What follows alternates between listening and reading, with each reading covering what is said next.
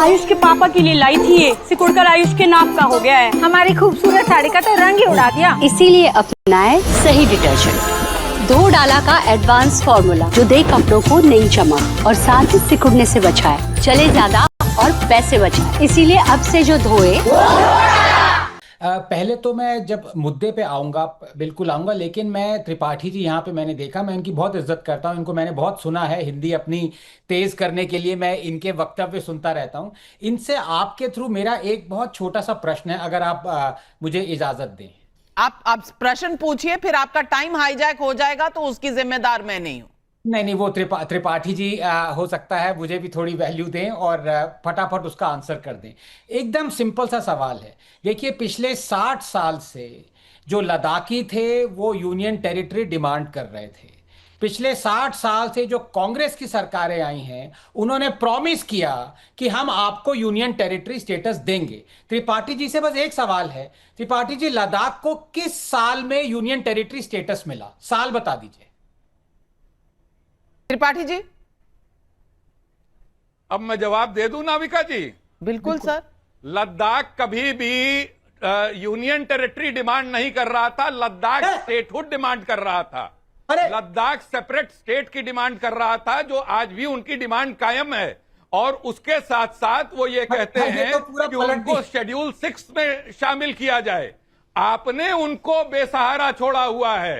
अरे वाह, सरकार, अरे वाह, आपने उनको बेसहारा छोड़ा हुआ है। आपने तो स्टेटहुड दे दिया था ना। जब कांग्रेस की सरकार थी तो स्टेटहुड मिल गया था। वहां के चीफ मिनिस्टर थे, वो आपसे मिलने आते थे। आपसे मिलने तो यासीन मलिक आते थे। हुजूर, आप बोल क्या रहे हैं? मैं आप शेरो शायरी पर बहुत विश्वास रखते हैं, मैं आपको बताना चाहती हूँ। विभाजन कर दिया है।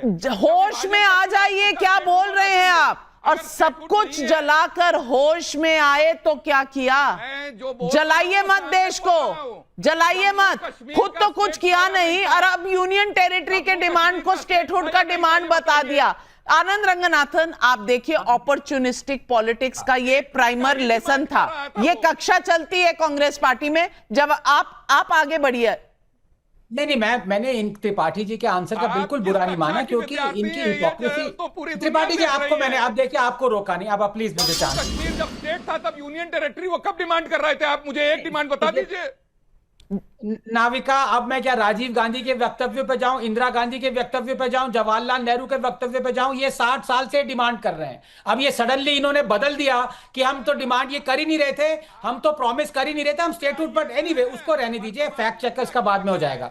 मैं मुद्दे पे आना चाहता हूं। नाविका, सीधी सी बात है, ये एक बहुत ही सेंसिटिव टेरिटरी है।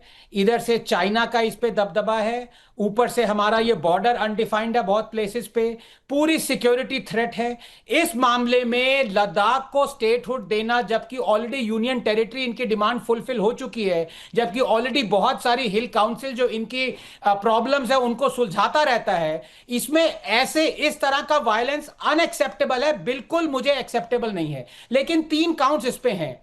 ये एक सच बात है कि सोनम वांगचुक एक dyed in the wool closet communist हैं। ये बात मैं उनसे भी एक घंटा में उनसे इंटरेक्ट कर चुका हूं और मेरे को वो निकला कि ये योगेंद्र यादव हैं, लेकिन थोड़े से और सोफिस्टिकेटेड योगेंद्र यादव तरह से हैं। इनका पूरा एजेंडा तब से क्लियर था, इनको डेवलपमेंट के फल खाने हैं, लेकिन डेवलपमेंट नहीं करनी है।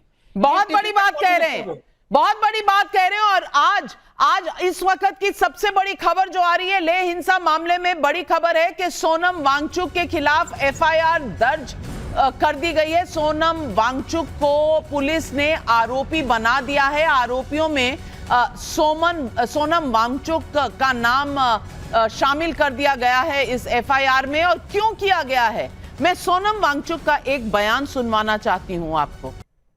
अजीज खान साहब, अरब स्प्रिंग्स बनाना, लोगों को उकसाना, क्या यह टूल किट है?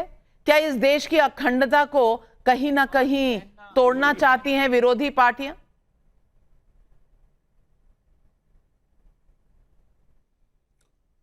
देखिए नाविका जी, मैं लगातार पूरे डिबेट को देख रहा हूं और मुझे ऐसा लग रहा है कि जिस तरह वाद विवाद हो रहा है, हमेशा वही 70 साल 60 साल पुराने लोगों पे, पुरानी सरकारों पे लगातार मैं देख रहा हूं थोपा जा रहा है, अपनी नाकामी को थोपा जा रहा है। आप देख रहे हैं कि लगातार वहां पर एक लंबे वक्त से 2 डिमांड है। उस डिमांड को आप पूरा कर सकते हैं या नहीं कर सकते हैं, एटलीस्ट वार्ता करनी चाहिए। एक तो पूर्ण राज्य का दर्जा और दूसरा 6th जो सूची में शामिल करने की बात है, वो 2 डिमांड लगातार चल रहा है। उसके लिए कहीं ना कहीं अनशन भी किया गया और तमाम तरीके की बातें लगातार एक लंबे वक्त से चल रही हैं। और यही वांगचुक की बात आप लगातार जिस तरीके से दिखाया जा रहा है इनके बारे में, मैं तो यहां तक देख पा रहा हूं कि ये एक बार इन्होंने बाकायदे मार्च किया था, दिल्ली तक ही आए थे, लेकिन दिल्ली में घुसने नहीं दिया गया था, वो अपनी मांग को लेकर के आए थे। अब आज इस तरीके से नैरेटिव चलाना कि साहब वो ये कर रहे हैं, वो ये कर रहे हैं, वो देश तोड़ना चाहते हैं, कांग्रेस का इसमें रोल है। एक बात आपको बताएं, अगर कांग्रेस का रोल है और आप ये जानते हैं कि एक 10 सितंबर से लेकर के अब तक एक बड़ी प्लानिंग हो रही थी वहां पर इस हालात को पैदा करने के लिए, तो सरकार क्या कर रही थी? सो रही थी क्या? इंटेलिजेंस आपका फेल्योर रहा। इंटेलिजेंस क्या कर रही थी? देखिए, आप इसको एंगल मत चेंज करें, अपनी नाकामी का एंगल मत चेंज करें। वहां के युवक जो हैं, जो लोग हैं, वो कहीं ना कहीं आक्रोशित हैं। क्यों आक्रोशित है? इसको जानने की कोशिश की? नहीं जानने की कोशिश की। ये तो हमेशा आरोप लगाते हैं युवकों को। ऐसे किसानों ने जब आंदोलन किया तो कहा कि ये आतंकवादी हैं, पाकिस्तानी है, खालिस्तानी है।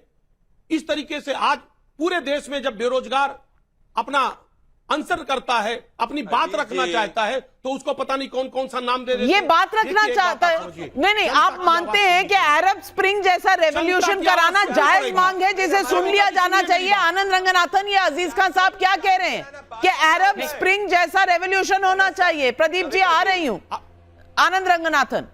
नहीं, मैं खान साहब के वक्तव्य पहले आऊंगा, लेकिन आप जानती हैं नाविका, आज मैं बहुत सालों बाद आपके हिंदी के शो पे आया हूं। इंग्लिश पे तो मैं आता रहता हूं, वहां पे लाइव फैक्ट चेक करता रहता हूं। यहां पे अगर आप मुझे 10 सेकंड्स का मौका दें, तो त्रिपाठी साहब ने कहा ना कि कभी डिमांड ही नहीं हुई यूटी की। इनका लाइव फैक्ट चेक करता हूं। 1955 में किशोर कांग्रेस के MP थे।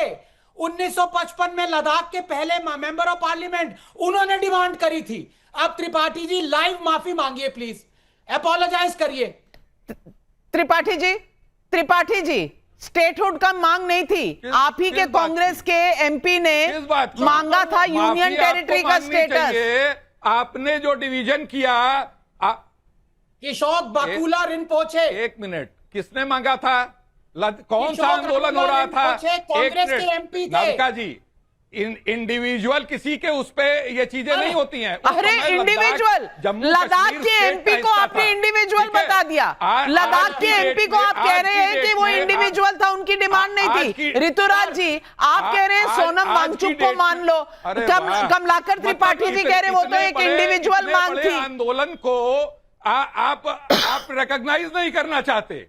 आप इतने बड़े आंदोलन को रिकॉग्नाइज तो किया हुआ है। 6 अक्टूबर को तो बातचीत वार्ता होनी थी। 25-26 को high level high powered committee की मीटिंग थी। आपको तथ्य तो पता नहीं है, आपको तो बस घी लेके बैठना है और बस आग में घी डालना है। तथ्यों से तो आपका कोई लेना देना है नहीं। पर ऋतुराज झा, आप कह रहे हैं सोनम वांगचुक की बात सुनो। आज मैं सीधा आपसे 2 टूक पूछना चाहती हूं। सोनम वांगचुक की बात Arab spring type of revolution Leh Ladakh में करना, आप इसके हक में हैं, इसके सपोर्ट में हैं? नाविका जी, एक व्यक्ति सालों से अहिंसक तरीके से अपनी मांग रख रहा है, आंदोलन कर रहा है, क्या सरकार को उसकी बात नहीं सुननी चाहिए? सरकार ने बार बार आश्वासन देने के बाद भी ना उनकी बात को सुनी। आप अपनी बात सुन लीजिए। अहिंसक कल की अगर हिंसा नहीं होती तो आपकी बात सुनी जाती। हिंसा हुई, अरब स्प्रिंग्स कहा गया, रेवोल्यूशन हुआ। कांग्रेस ने भी कहा CRPF की गाड़ियों को जला देना, लेकिन काम करके आना। अहिंसा कहीं नहीं रह गई इसमें अब।